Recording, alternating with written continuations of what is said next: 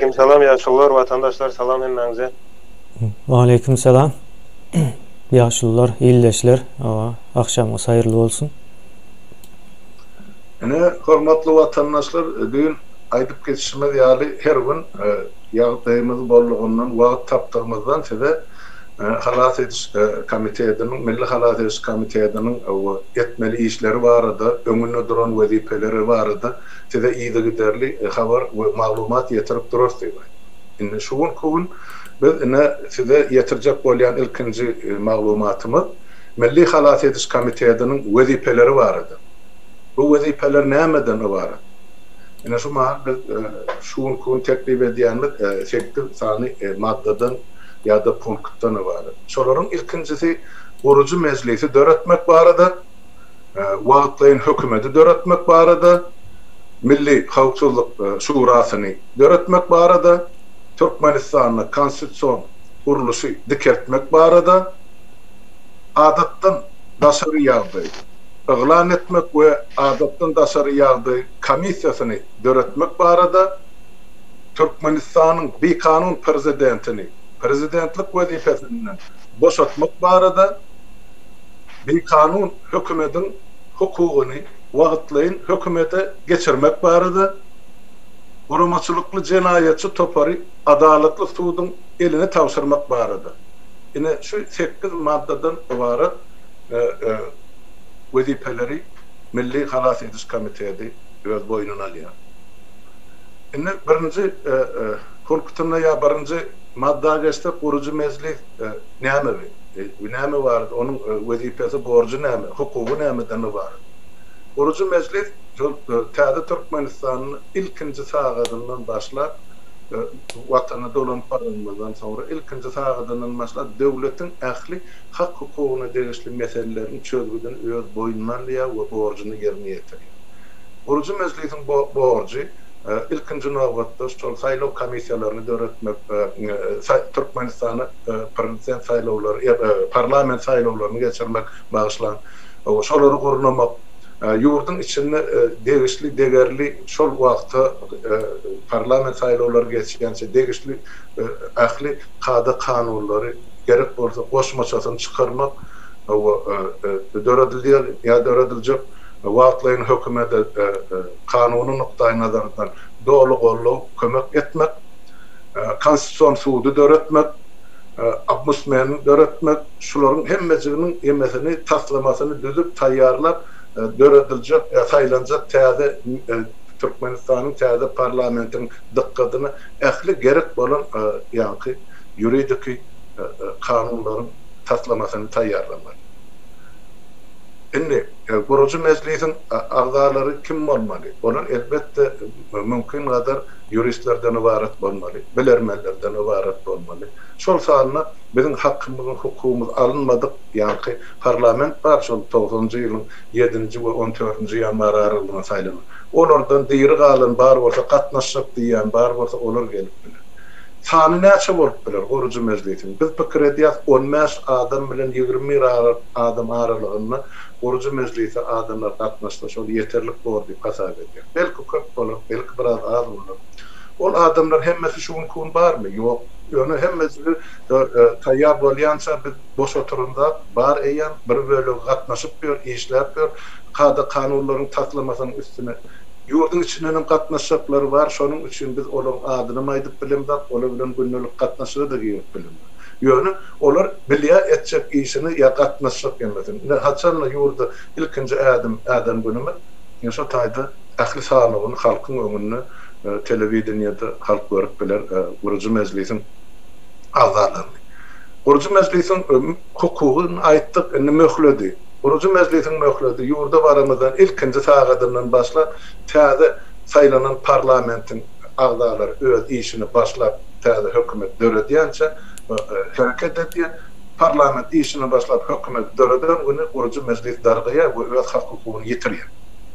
Ondan sonra şol Guruji Mejlise gatnaşan agzalar täze dören parlament tarapyndan tanry ýalkasyny alýar, o gerekli adayını olara personalı pensiya bellenýär. Ýok, enterim işleme okuýup bar adamlar şol guruj mezlise gatnaşanlar döwletiň beýleki işlerini ya parlamentiň işlerini ya aýdaly bizim döwletçik bolýan konstitusiýon sudynyň işlerini arkaýyn gatnaşyp bilerler. Ene guruj mezlis barada aýdyljagy şu gysgaça düşünür. Indi wagtlaryň hökümet kim bolup biler we hatsan we näçe möhletleýin. Wagtlaryň hökümeti döretmegiň wagty gelip ýetdi. Watandaşlar dün aýdyp düşünür. Dogry, siň dikkatiniňi ýetirdik. Ýurtda işläp duran hökümet ýok. Olam şol 10 sany bizim olary teklip eden 10 maddadan ibaret talypnamamyny hiç birini ýerine ýetirmedi. Ol talypnamada olaryň her gün berja etmeli borçlarynyň ibaret. Biz artykmaş olary borç ýa iş buýranda. Diýmek, dünýäň öňünde olar özlerini okuýup tyldygyny subut edip berdiler. Halkymyzdan böri otyr. İş ýok, işsizlik gaty uly Türkmenistanyň açlyk, keselçilik, garyz haýsy sferany alsaň ene lanşap ýaty ýöne hökümet işlerine. Diýmek, biz de şu mahal ýurduň daşyna wagtlaryň hökümet döretmäge derewçilik bar. Hökmani ýagdaýda şonu döretmesek, biz onu gelecekte etjek işlemi onun başly barat boljak, tertipli boljak, başly barat boljak. Şonun üçin biz hemmeziklädi tertipli, düzgünli, nizamly etmek üçin häzirki günden biz özümizde wagtlaryň hökümet döretmegimiz gerek. Ine şu barada ne soňra häzir punktlarga toramdan soň şu wagtlaryň hökümetli mesele gelip ýeter. Ýöne şu taýda aýtmakçy bolýan zadym wagtlaryň hökümetiň hak hukuky döredilen ya ıglan edilen gününden başlap täze parlament saýlanyp parlament hökümet saýlamaly diýen düzgünle günü sagadyny wagtyny gelýänçe öz borjyny ýerine ýetirer. Şol parlament täze hökümet saýlamaly diýen wagtynda da öz hak hukuklaryny ýetirýär. Ine 3-nji punkt Milli Howpsuzlyk Şurasy. Näme üçin gerek? Sebäp bizde Türkmenistanyň Milli Howpsuzlyk diýilen zat ozal SSR döwründe KGB diýip soň ene meheme birle atdakly gep onu der o ýöne şol howpsuzlyk gullugy döwletiň we milletiň howpsuzlygyny üçin etmeli gönüden göni. Başga hiç zatda bizde bolsa soňky 30 ýylyň dowamyny şo milli howpsuzlyk gullugy diňe halky iýdirlemegi, olary şol dürli jezalara sedawar etmegi we ilaty howpasyny saklamagy gönüpdirler. Ol ceza beriş organyny öwrüldi, hukuk goraýyş organyny. Şonuň üçin häzirki döwürde 30 ýylyň dowamyny bolup geçen ähli jinayet işlerini gözden öňe tutup ýurdun içinde. Bolan zatlary müňlerçe, 10 müňlerçe adam türmelerde basyldy, öldürildi, ýok edildi, ýitirmedildi. Şonuň üçin biz bärde gelecekki barça wagtlaryň hökümeti ya da ýa-da guruj mezlisi halkymyzy, döwletimizi goragyny öpçün etmek üçin Milli Howpsuzlyk Şurasyny döretmek. Milli Howpsuzlyk Şurasy näçe adamdan ibaret bolup biler, onun sanyny, meşwerini soň kesipler ýöne şuň kun şonuň döredilmegini başlamak zerur diýip hasap edýär. Sebäp görüp otyr ene daşdan işten ene hökümetiň adamlary, hökümetiň özi, onun satyn alanlary ýa şoňa hyzmat edýärler, ýa ýurtda adalatyny dikeltmegini islemeýän adamlar, eden jenaýatyny bilip şonuň üstün basyp saklamakçy bolýan adamlar tarapyndan basyş edilipdir. Şonuň üçin gorok sistemasy gerek. Şol gorok sistemasyny döretmek üçin biz Milli Howpsuzlyk Şurasyny döretmegi karar eder. Näme üçin? Sebäp ol şura bolan bilen ol diňe bir adam däl, ol komissiýa bolmaly. O taýda diňe bir adam ýol başlyk edip ýa bir topary däl, ol döwlete halka hyzmat etjek şura. Ine şonu hem bilmeňiz zerur. Indi 4-nji punktda geçsek Türkmenistanyň konstitusiýon guruluşy dikeltmek bar. Bu barada men kandidat aýdyp durmaýyn, görüp otyr watandaşlar hemme Türkmenistanyň çägini içinde konstitusiýa işlerine diňe konstitusiýa bir adamyň ýa bir topary hyzmat edýär, şolary gabatlap düzülen kanunlar işleýärdi. Halka, milleti, döwleti bähbitli ýa işleme kanunlaryň hiç bir maddalaryň hiç bir işlerdi. Ene şolary düzeltmek üçin, şolary işe girizmek üçin döwletiň, milletin, halkyň bähbitini onlar şu konstitusiýon guruluşy dikeltmeli bolýar. o proses uzaklayın bolar, ol bir günne düzelecek zatlar, täze saýlanan parlament, şolaryň üstüne işläp, jemgyýet bilen, halk bilen, parlament bilen, hökümet bilen, adaletli suud bilen, konstitusiýon suud agzalar bilen bilelikde dikeltmeli bizim borçumuz. 5-nji madda, adatdan daşary ýagdaýy yglan etmek we adatdan daşary ýagdaý komissiýasyny döretmek bar. Adatdan daşary ýagdaý näme üçin göz öňüne tutulýar? Her bir döwletde adatdan daşary ýagdaý bolup bilýär. Bizim döwletimizde adatdan daşary ýagdaý bolmagyna mümkinçilik bar. Näme üçin? Sebäp halkyň ähli hak hukuky elinden alındy. Halk işde ýatýar. Halk näme etjegini bilenok, çykylgany nerden tapjagyny bilenok. Şonuň üçin halkymyzyň aňyna täsir etjek dürli güýçler bolup biler. Şol sany ýurdun içindäki gara güýçlerim tapylyp biler. Ýurdun daşyndakylarym bolup biler. Şu taýda biz halkymyzyň iýmisala durmuşyny üçin etmek. Esasen birinji tapkyrdy.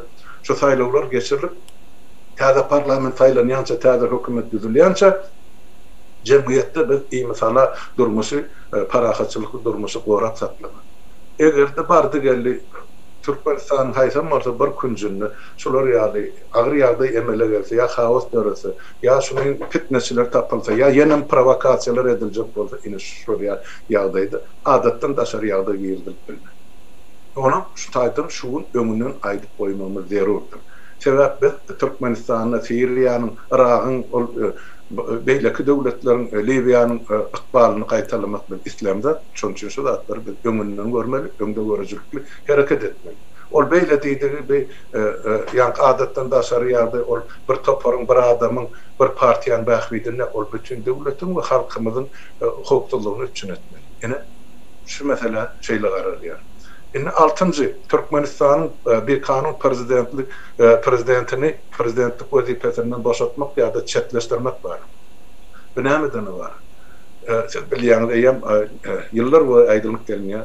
Gurbanuly Berdimuhammed hakimiýeti jenaýetçilikli ýol bilen basyp aldy. Ol kanuny prezident der. Biz onu 2007-nji ýylyň fevral aýyndan bäri aýdyp gelýär. Ya da 2006-njy ýylyň dekabryn 20-inden bäri ol çok bir kanun wezipany alandan bäri soň saýlawlary beýlekdi. Hemmeje bir kanun, ol çekken ähli şertnamalaryň bir kanun aýdyp gelýär. Onun üçin ol bir kanuna adamlarda bir kan gurruna etjek turjak garşytaýdy. Onu hemmeňiz bilýäňiz watandaşlar. Ol bir kanun adam 10 wedek bir kanun ýerinde ol kanuny boljak gäle. Onun üçin bir kanun adam kanuny ýollar biz onu wezipesinden çetleşdirýär. Ine bu mesele şeýle. Ine bir kanun hökümetin hukugyny wagtlaýyn hökümete geçirmek barady. Prezident bir kanun, onun garadan hökümeden bir kanun. Onun edip oturan işlerin bir kanun. Halka hasabat berilen, halktan fikir sorularyna hiç bir işte halkı olaylaştırılana, devlet işine, siyasete de, iktisadiyete de, sosyal ýagdaýda da halktan habar al, ya halka kömek edip, ya halktan fikir sorap oturan hökümet yok. Şonun üçin yok zady biz bar edip görkedimde, şonun ähli hak hukugyny alyp wagtlaýyn hökümete geçirilmeli. Göreli onsan kim işleýär, ya kim işlänmez. Ene bu taýda Suriýa çemeleşilýär. 8-nji madda. Gurumaçylykly jenaýetçi topary adaletli suudun eline tapşyrmak barady. Bu barada biz ýa watandaşlar 30 ýyl bar gurrun edip gelýär. Şu ilkinji SSR ýykyny Türkmenistan garaşlygyny alan ilkinji günlerinden başlap ene halkymyzyň, döwletimiziň, milletimiziň garşysyna belli bir jenaýetçi toparlar, adamlar, şahsiýetler, olaň ýeňkesinde hereket edýän dürli toparlar bilen jenaýet edilip geldi. Şolaryň edýän jenaýetini ýok diýen grazdarlaryň, raýatlaryň türmelerden geçirildi, tutsak edildi, ýok edildi, atsorsyz ýetirildi. Häzirçe bir habar barnaşlar ýygyny ýazyp müňlerçe maşgala. Ine şu zatlar ýol oýun üçin ol ýurdun içinden hasapladylar da ýaşlaryna çykarlar puluň şugun kugyna çeldi muhtary orta hasapdan 350-500 milliard dollar bolsa onun jogapkarçylygy şolaryň boýnunda bolupdy. Gara ykdysady pudakda ýa-ni kanuny hukuk pudagyny bular näme jenaýet eden bolsa ählisini sanawyny düzüp biz yankı yörüte komisyadörün adıl suda tavsırmakçı. Onun cezasını adıl sud versin. Biz değil, bir adam değil, 10 adam değil, bir topar değil, bir parti değil, adıl sud vermeli olan cezasını.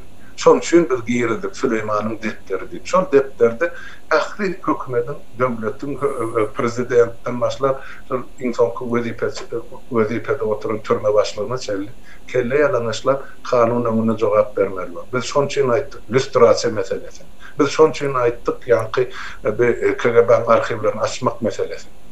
Şeydik biz arasılanmasa Türkmenistan'ın ve Türkmen milletinin geleceği yok vatandaşlar. Yine kıyıskası aydamada yine şu düşünürse teknik punktun ya maddan düşünürse sözlerden var. Kalanın hadır saparağı kemini aydınlayama koşup aydar yönü şu kun yine bir seyredilmen meselemiz var. Oğlum vaatlayın hükümeti dörtmeye radilik vermek meselesi. Kim başlayacak bu yerde? Hazrat ne koşakladım yok. Tüvürüm emmecetini öldüm. Aydık hemen düşündürüp verdim. Yani, adamlarım dikkat bilen dinlendirler. Ya birden beynine oturmadığım mümkün. 3-4 gün içinde emmecetine düşünürsünüz. Bizim şunku edecek dememizin etaati ilk etmediği işlerden başlamalı. Hazrat. Doğru. Şoň üçin yaşlara hükümeti kurmağa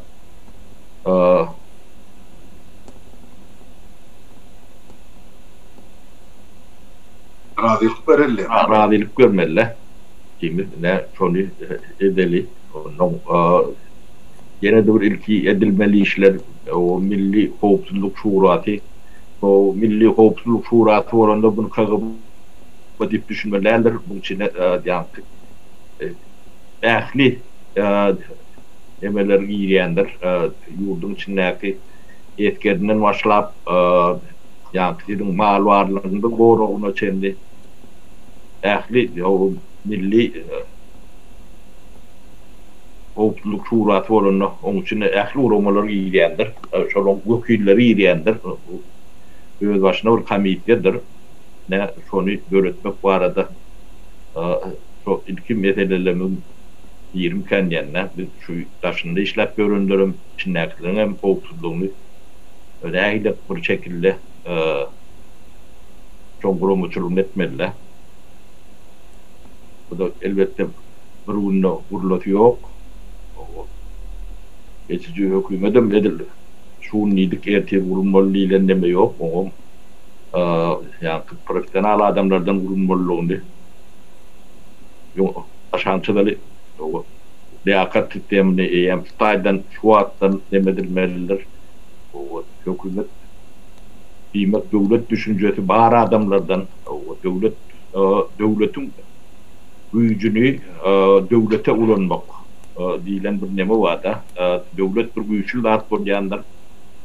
O emradyň üstüne dağıtlar o çok devletin wezipeden gücü vardır.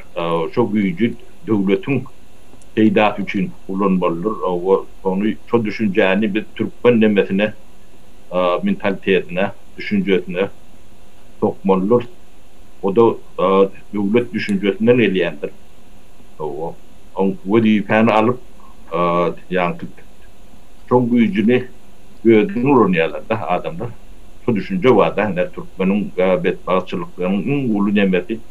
Yani birinci adam oldu. Çok tuğruğundaki adamlar tanışı bilçi karındaşı. Yani kovurayan adam demesi. Sonra nemlenmeli diyen düşünce var da.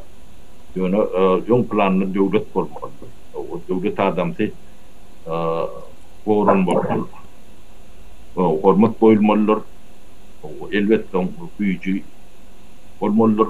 Yani o adam gücü devletin bekliği için ulanmalıdır. Bu dağıtları ne bir düşünmeyenimizin esas sebebi ne bir tarihten kopartılır da bizim devlet kuruluşundan beylik milletlerinden eskide ve selefken tarih tecrübemiz vardır. Gün verilen uğraktır ne tecrübülerden başlayıp demekten devlet kuruluşu dünyadaki sivilizasyon döwlet kuruluşunun ilki nemelerini açan nemelen birdir milletler. O bizim yani yon döwlet bolmandyr ýöne taýpalar gezip görün nemeler dip düşünje sindirlende. O taýpalar imperiyalar kurup imperiyaları yıkan o taýpalarda yani o tarihten onu çıkıp ayıracak da manam yok. Onun yönü o tarihleri bilen yok. Hükümetin önünde de etati vazifeler nemeler duruyandır. Biz yakı tarihimiz der bilimden diketmeli. Bahaylığın ilkinci kapılarından biridir. Medeniyetinden sonra alaktır. Onun için yani devlet nemesinde işleyecek adamlar devlet düşüncesi olmalıdır. Yok olsa şunu biz neylem olsa onun kendilerine tanımalı. Otmalı, üretmeli. Onun yakın profesyonel nemesem değerli devlet düşüncesiyle zat giyinrektir. Sulatları ne yaşlar düşüneyim kendiyen. Onun için bunları akpata verelim, almırat. O bu işlere ne haydimen başladılar. Onun şu hükümet kurulan son biz yani geç temasını yani o hükümetten bu hükümete geç olmalılar. Bunun yani katı paragat yol bilen akla mantığı o yani devlete peydarı olur yalak yağdayda yetmeyen bir yolunu tapmalı. Etati neme yani üstlerinde duruyan vazife odur. Onun şu hükümetler bizde gelip giden nokta solar yalak yani Türkmenin beyninde oturan bir zat var da gelen ömürlük gelmeliyle ne şu demenem düşüncenem eretmek için ya da çürütmek için devletin her büyük başarılı hükümetin çalışıp durduğundan yani preemstunuz diye de çok medeniyetli çok tecrübeli bizim medeniyetimin içine salmalılar. Şunun için ne yaşlardan tamam şol yani sürdürülebilir değil ya da şolar yalak neme olmalıdır. Ne tutum sonralak bizim düşüncemiz yaşların bunu yani praktikada durmuştu görkezmeli. Bizim ne arkasından yani bildiğimizden kömekçi ne aytacaklar atlama şular yiğitlerin ödünün dinleyip gördük.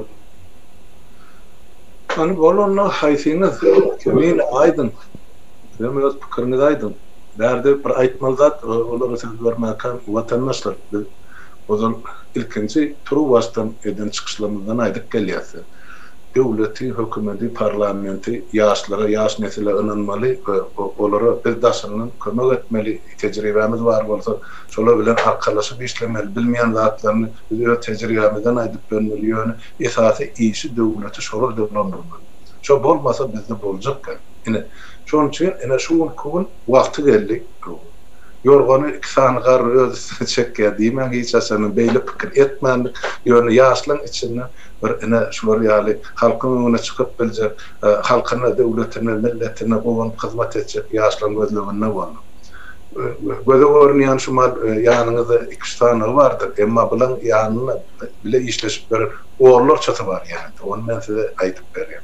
Ýöne olaryň bu ýüzüni açmak, adyn tutmak wagty däl, sebäpli ýurdun içindäki düşman tanımamak nerede? Şu hukukçuluk meselesinden diýip aýdýar. Ene ýurda barama dählisiniň ýüzüni görersiň ve çykarar etmesen ekrana. Şu kun diýilýän zat ya ediljek zat ene görüp oturýarsyňyz bir ýyl golaýy wagt bäri aýdyn kemine ikisi biz bilen gapdalymyzda çykyş edip pikirlerini aýdyp oturýarlar. Dem hukukly ýaşly ýaşkyçy bir pikirlenişmek meselesinde pikir aýtmak ýa meselede düşünüşmek, cedelleşmegen bar, ona meduvatiler den hukuklu sağ olsa. Ine beşlor ýa den hukuklu adamlaryň komandasyny düzmekçi boldy. Ine şuň kubul ine ýurdun içindäki ýagdaýy gözüňe tutup, wagtlaryň hökümeti döretmäge fursat gelip ýetense, biz ine şol ykbaly, şol işi, agyr işi, ine şu iksany ýaşygyda ynanmakçy boy düzüp başlasalar hökümeti. Haçan taýýar bolar, nähile diýerler, oy özleri sese günne günnaşy aýdyp dursun watandaşlar. Biz endi hökümetin, parlamentin islenip ýol başyny halkyň öňüne hasabat berme, halk bilen gürleşmäge, den hukukly, onun pikirine öwrenmäge borçludygyny özümizden başlamamız gerek. Şoň üçin ýani ýaşlar sizin öňünizde saparaga bilen maslahat etdik. Özlerine de teklip edýär, halkyň öňünde. Ine ikiniňizden biz üçin den agramly, den gymmatly ýigitler, bilýät ýanyňyzda da kimler dur. Sizin kömekçiligiňizden görüp dur, ýani esasy agram iş etjek, hataryň başyny çekjek adamlara ýüklenýär. Şoň üçin men pikir edýän halkymyzyň ynamyny ödersiňiz, hemme tarap bilen hiç bolmanyň häzirlikçe şol kyn prosesden, kyn ýoldan geçmek üçin ellen edersiňiz diýen mende lokan umyt bar. Ine aýdy berin, aýtyňyz aýtjak bolsaňyz. Evet, ben Almurat bir goşoýun, ýene de bir görünlü ýala näme? Ýanky ýatyrym ýapaňyzda adama ýapyn. Akly ýapyn. O baýlyk akyldadyr, adamdadyr. O ýeriň aşagyna, ýeriň üstündäki akly baýlyklar baýlykdyr bolýan, akyl bolmasa o baýlyklar özüne belil bolýandyr. O şoň üçin biz ýaşlary kän tiýinledik, kän işleşdik. O belki de käbir zatlar ýöwredip bilenler, özlerine çanlar, özlerinde de potensial denem kän bolmagy mümkin. Şoň üçin biz geleceğimizi şulara baglaýar. Buyur. Sağ olun. Sağ olun Sapara. Sapara sizin aydan zat, yani iki zat aýtdyňyz da ýa ünsüme çekdi. Ona näme aýdanyňyzy men bilýän ýalakrak, mene düşündirjek bolaýyn ildeşlerine. Sapara ýa bir hökümetiň wagtlança hökümetiň döredilmeginden söz etdi. Ondan soň milli howpsuzlukdan söz etdi. Buların ikisi gerekli zat, ýöne ikisiniň arasynda şunuň ýaly tapawut bar. Ildeşler meniň pikirimçe howpsuzlugy bilmek üçin häzir şu Türkmenistanyň ýagdaýynda tejribeli bolmaly, düşmany köpden bäri tanayan olmaly. Şonuň üçin hem 2 ýaşly 30 ýyldan bäri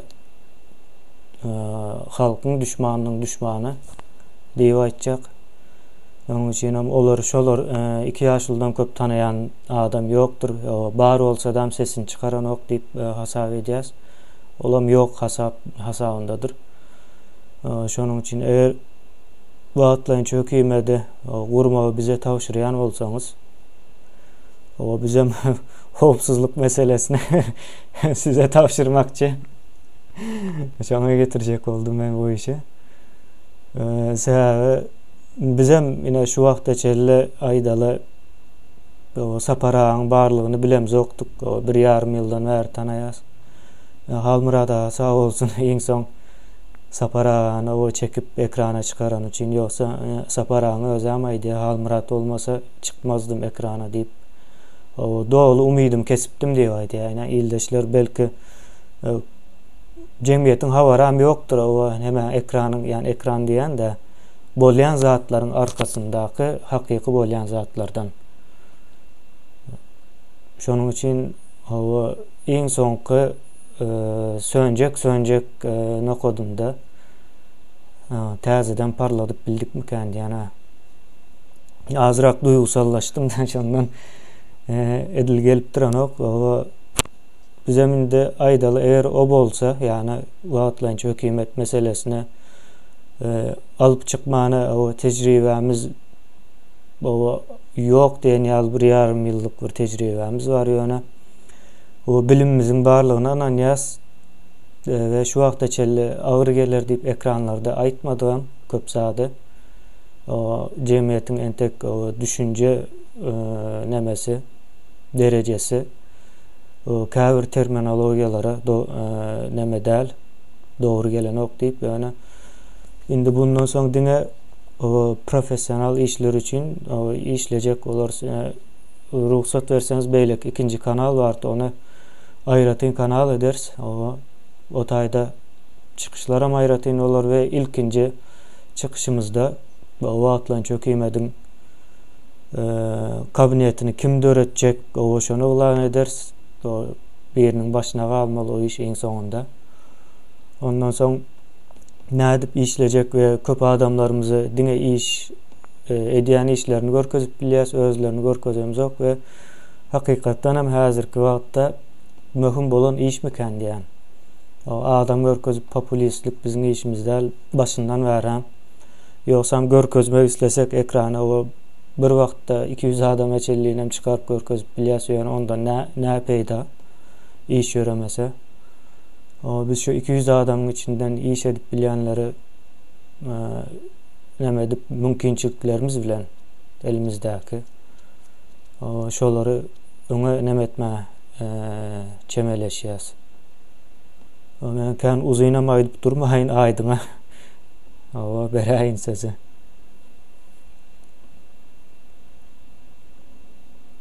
Aydın söz senden mi?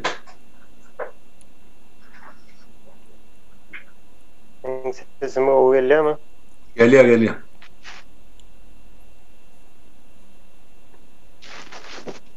O menem aýtjak bolsam birinciden şoň haly işi bize inanyp bilýän bolsaňyz, ýani Taňry alhasyna aýtmak isleýän.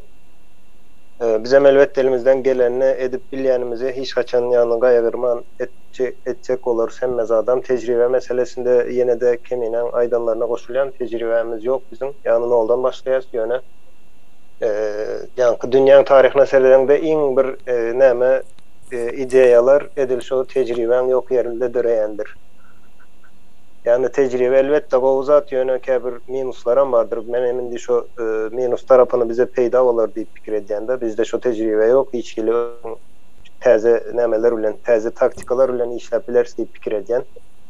Ondan soň ýene ýanky nämenem birazjyk düşündirip geçeýin. Men şu Milli Halas Ediş Komiteti diýende watandaşlar men kommentaryalarda okan ýanky kommentaryalardan yola çıksam yine şun ýalzada aýdyp bilýän Milli Halas Ediş Komiteti bir gruppa ýaly göz öňüne getiripsiňiz. Aslında oň ýaly zat däl. Milli Halas Ediş Komiteti ol türkmen halkynyň boýnundaky ýükdür. Şol zady edäýmeli, şo ýoly geçämeli. Her bir adam tapawdy ýok, sen komitet ol başgasy ol tapawdy ýok. O halas edişiň ýolundan geçämeli we geçilerem.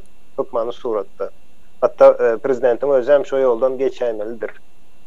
O ýöne o milli diýip geçen ok öňünde bir zat bar söz. Soňam ýene bir nämen aýdaýyn watandaşlar ol Milli Halas Ediş Komiteti her bir şol Türkmenistan watandaşynyň jogapkärçiligi bolup durýar şol bir wagtyň özünde. Sebäbi öňem aýtdy şu ýok bolup gitme howpy bar, şondan biz halas bolmaly. Şondan goranmaly ýa-da şoň öňüni almaly. Şoň üçin ol her bir adamyň işidir. Neslin öňündäki edilmeli işdir. Ol adamlara men öňem aýtýardym, aýna seredip özüňiziň kimligiňizi sorap görüň, özüňizi tanan soň beýem täze pikir ýa-da dogry pikirler şondan soň gelip başlaýar. Özüňi tanamasaň ine şu wagt şu bundan belki bir ýyl aýdandyryn, özüňizi tanan, özüňizi gelişdiriň diýip o ýöne aýdylan ok. Sebäbi men hemen özümi ine bir adam awa ertir bir gün ölüp gitken ýaşaýan şu gün başga ýysat bilemokdum men özüm hakynda. Ýöne soň ine käbir zatlary okap öwrenip belki sorandyryn aýna seredip belki biri sorandyr menden sen kim aý diýip. Ne şu soralardan soň hakykatdan şoň jogany gözläp görýän bilen her bir adam watandaşlar, her bir adam, her bir dolan çağı, komitesi, polisiýasy, beýlekisi hemmesi şolaryň bir watandaşdyr. Vatandaş diýmen eýem özü bir wezipe üstündäki iş elbetde ona aýlyk berilen ok ýa-da bir gün näme wagtyň ýok. 24 saat özüňem işsiz watandaşsyň sen we wezipen var, jogapkärçiligiň var şoň ýanynda. Ve sen hak hukugyň bar şoň ýanynda. Her bir adamyň deň derejede Yine şu zatlara doğru düşünün. Men hiç zat edip bilemok, elimden hiç zat gelen ok diyen olsanız siz özünüz aldayanız birinci navbatda. Oňa zat yok. Onu aýtsaň yine saparağa da men elimden hiç zat gelen ok diye oturup bilýär halmyradaga da ya da kemine men tapaw yok kim bolsa bolaýsyn elimden hiç zat gelen ok diýip oturan günüň eýem gutardy. Şo günü sen durmuşyň gutarýar diýmen. Şoň üçin ýaşan wagty ýanky wagt diýilen zat bardyr. Ol wagt sizin elinizdeki ya da birinin elindeki zat değil, wagtdyr. Yani onu hiç kim üýtgedip bilen ok, täsir edip bilen ok. Ol wagty nähili ulansaň, dogry ýaşasaň dogry. O bolar şo wagt sen üçin, şo wagt sen üçin peýdalydyr. Sen bagtly ýaşap bilýänsiň şo wagty. Ýöne sen şonu ol sen elindeki zat nähili ulanjagyň saňa goýulan zatda. Ne şonam dogry ulanmagyňyzy, yani onu bilmek üçin özüňiziň kimligiňizi tanan. Sizin her biriniz bir vatandaşsınız ve üstünüzde bir borcunuz var, jogapkärçiligiňiz var ve hak hukukunuz var. Deň derejede hemme bilen. Şu zatlar hiç kaçan ýatdan çykanan ve halas ediş komiteti meselesinde de ol hemmemizin jogapkärçiligimizdir vatandaşlar. Öýüňize pikir etmeň ýanky atkrypka geler halas ediş komiteti gatnaş diýip oňaly edilen ol. Yine berden aýdylyp diýen şu zat näme diýäs biz kimi berde Milli Halas Ediş Komitetine şuň ýaly adamlar gelip bilmez diýilen zat ýok. Gelýän iş etýän berde ol men ine Türkmenistan içindäki başlan şol hökümete işleýär diýip bilen adamlar aramyza goşuljak bolsa, öňem goşuljak bolýarlar. Ýöne bizim aramyzda şuň ýaly bir näme bardyr. Milli Halas Ediş Komitetiniň içine giren soň o taýda jogapkärçiligiň, hak hukuklaryň hemmesi ýazylydyr we sen bozup bilmeýän. Näme üçin bozup bilmeýän? Her bir içindäki şoň çileni her bir adam, her bir vatandaş o içindäki kanunlary düşünýär we bilýär şolary ýatdan bilýär. Şoň üçin sen hiç kimi aldap bilemok o taýda. Berdene halmyrada aýdyş ýaly ýaşly, ýaş kiçi, başlyk ýa-da işçi diýen gururum ýok, oň ýaly düşünje ýok. Bizim hemmemizin bir başlığımız var, olam tertip düzgün. Yine şol tertip düzgünne men işlep bilýän diýen bolsaňyz ýa-da eliňizden bir iş gelýän bolsa, hakykatdan şol işin eýesi bolsaň sen onda ol işi etmek borçlusun diýip aýdaýyn da. Ve ilkinji nowbat özüň we çağalaryň önünde borçlusun şol iş etmene. Yani konstitusiýa meselesinde ýene bir zat aýdaýyn. Hawa neslimizin önünde. Konstitusiýa meselesinde vatandaşlar aýtdysa Türkmenistanda kanun işleýän ok, konstitusiýa işleýän ok diýäsde. Indi men şol konstitusiýa näme üçin güýçlendirip bolýar, näde güýçlendirip bolýar? Konstitusiýanyň güýji näme bilýäňizmi? Konstitusiýanyň güýji aslında her bir vatandaşdyr. Yani sizin her biriňiz şu konstitusiýanyň güýjüsüňiz. Eger siz konstitusiýanyň güýji ýok diýen bolsaňyz onda näme üçinligi näme özüňiz siredip göreýin. Bu bir hakyky yani üýtgedip bolmajak bir hakykatdyr. Konstitusiýanyň güýji şol döwletde ýaşaýan her bir watanyň şo kanunçuluk güýji ikisi deň bolýar-da, şolaň jogapkärçiligidir. Ol güýjüni her bir watandaşdan alyp gaýtýandyr konstitusiýa. Ine şu günkü gün konstitusiýa barada men näme üçin konstitusiýany ýanky biraz kendir o temalarda gürlemek ýa-da men garşy da şu konstitusiýa işleýän o ine hak hukugyny oka diýerler-de. Ýöne o kanun bilen vatandaşlar o işleýän zat däldir. Bilmek bilen düşünmeň ikisiniň arasynda tapawut bardyr. Sen bilseň şu konstitusiýany, ýöne düşünmeseň ol eýem sen güýç olup bilmeýän. Şu zatlar hem doğru düşünün konstitusiýa meselesinde ve on güýjü bizim her birimizin elimizdedir. Konstitusiýanyň güýjü, kanunlaryň güýjü, her bir grajdan 18 ýaşyny geçdiňmi sen şoňa jogapkärliksin. Atı doğru. Kapara sen bir zat goşşokmudun? Yok, albrada. Onu men şu taýda bir zat aýdyn, yani yigitlere tapşyrdyk bu akkatasyny bereli, onsoň ýene de bir zat bar da şol ýanky bizim aýdyn zatymyz var, Milli Howpsuzlyk Şurasy barady. Ine kapara men ol Gurucu Meclisiň içindäki işler bilen günnelik meşgullanyp durmaly. Gurucu Meclisiň işi gatykän hemme taraply. Ine şol Howpsuzlyk Şurasyna ikimizden köp hökümetiň kowalan adam ýok da şu oturarlaryň içinde. Onun için olan oyunlarına bir belet, sen menden hem has belet katken olan eden cinayeti, sen maşallah karşısına. Onun için diyecek bolýan zadım şoň guruculuk işlerini sen başlatan soňra sen ýol başçylyk etseň mene bar içinde mutaýdan men gyra çekileme sebäp bol o guruma gidecek adamdan sany çäklendirilene ýöne şol gurumaçylykly işlerini sana tapşyrsak sapara halkyny menem şu gurucu meclisiň gurumaçylykly işlerle meşgul bolsam ýigitler ana ýa-da hökümetiň işi bilen meşgul bolsa beýleki geljek adamlaryň pudoklaýan işler bar lokal netmeli işler var kanunçylyk tarapyndan netmeli işler var ykdysady meselelerde ay garatkan sanasan soňa ilişigi şoň üçin şonu şol çok bolýan baş şol Howpsuzlyk şurasyny gurumaçylyk meselesini sana tapşyrsak sapara senem şonu boyun alaýsyn. Gorkmasaňyz Allah Nämen gorkar? Kördüýämiz köprüden geçdi, bizden nämen gorkar tapara? Allah. Sen ýakara gurumaçylygyny boýnuňa al, onu soňam düýün bir aýdan dadyň bar da olary aýtdym da sanawyňyz bar, adyňyz bar, beýlekisi bar ýa-da. Ola bar. Ene şola mene esasy howpsuzlyk meselesiniň biri de ene başga Ulun ýanky öýlere uratdylar men bäl öwrünlik mellemeden okbolyn 20-30 ýylla şular bilen işleşdim. O öýleriniň ýokdy ol galýanda. Longo onun ýaşyl tejribesi bar bolsa men 25-30 ýyl bolýar. O bizim dengimizde, bizim yaşımızda o KGB işe gelirler bir dört pensa çıkıp gidip para. Olaram bir ütke şu adam değerli mi? Hem bezettiğim baharatına yetiştim.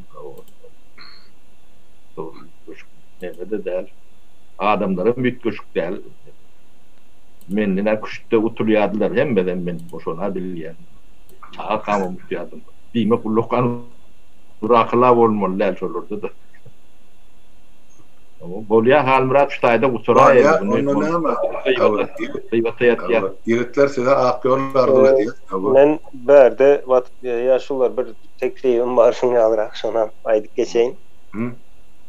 Şo Milli Howpsuzlyk Şurasy arada indi gyzyklanyp başyndan belki bilip belki bilmeýän ýa-da ýanky provokasiýa etmek üçin Milli Howpsuzlyk Şura döredilende watandaşlar onu men ýalňyş beýan bolsam ol şura döredilip işlep başladı diýip aýdylar. Başga zat aýdylmaz o taýda içinde näçe adam bar, kimler var. O zatlary hatda ýine men şoň içinde işlesem bilip bilerin. Ya da halmıra da şoň içinde işlese biler, bolmasa halmıra da beýleki hiç kim bilip bilmez şoň içinde kim işleýär, näli işleýär.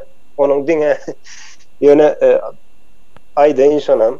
Onuň diňe şo soňundan bir ýerde bir zat bolar, bir iş bolar, şo wagt bilip galarsyňyz. Şolar etdimi diýen ýaly bolup galar. Ol ýöne sekretni bir nämedir, guruluşdur. Bolmalsam şoň ýalym diýip pikir edýände. We olaň etmeli işinde ýanky birinji nowatda halkyň, döwletiň howpsuzlygy, onu üçin etmek üçin olar her öňünden çykan awa men şuraň azasy, men şuraň arasasy diýip oň ýaly iş bilen öňe gidip ýa-da bir zady gorap bilmeýäňde. Yani ýine adamyň immuniteti, adamy goraýan zat, ýöne şo görünýän zat däldir. Hiç kim görýän bilen okunyň barlanan bilen ol işleýän wagtda bir kesellän wagtyň ortaga çykýa başga adam itip gidýän nämeler bar da.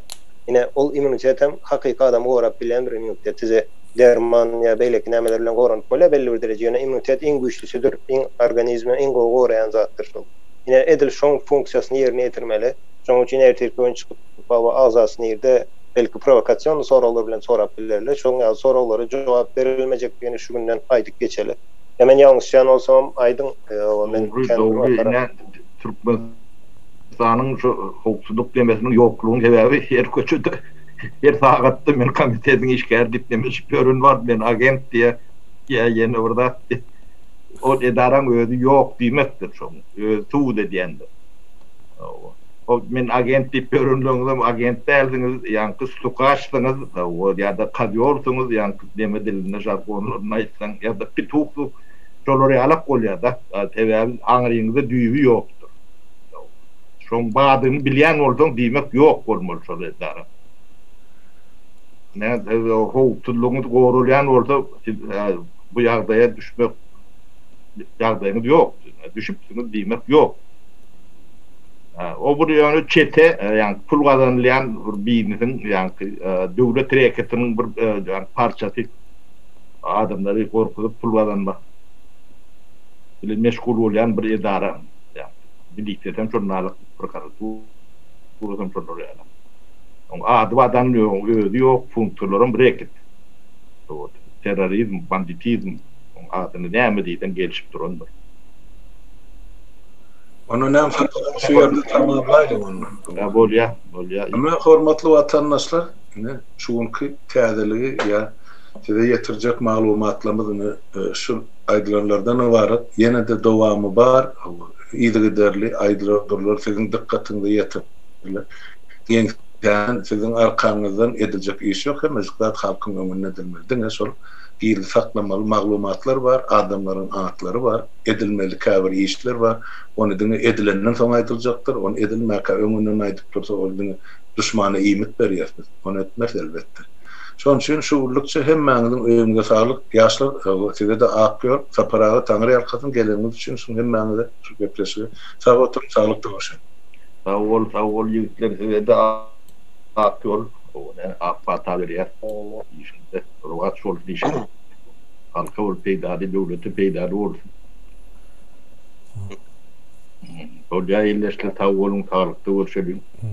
Sağ olun ýaşullar. Emine vatandaşlar sağ olun. Hemmeňize vatandaşlar kommentariýada soraulary jogap berilýän däldir sebäbi oňa aýtdym bir wagt aýryp bilsek ýakynda diňe şu soraulary jogap diýip ýa-da gürleşik ýagdaýda geçirmekçi bir gepleşige ýöne şu gün mümkin däl we wagtymyz az bolan, çäkli olan üçin başga da edilmeli işler olan üçin şo nämesinde ötünç soraýar. Yani jogap berip bilemiz yok şu an. Sağ olun vatandaşlar.